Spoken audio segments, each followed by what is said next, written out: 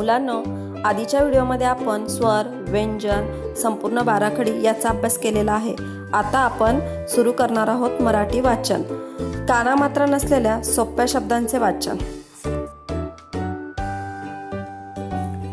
क प कप, न ळ नळ, घ र घर, ढ ग ढग, र थ रथ, य ज्ञ यज्ञ, ज ल जल, व न वन, क र कर, कर म्हणजे हात, प ळ पळ,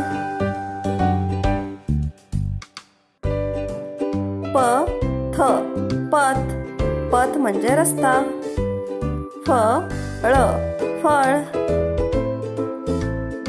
र स रस, म ग मग, प र पर, पर म्हणजे पंख, स र सर,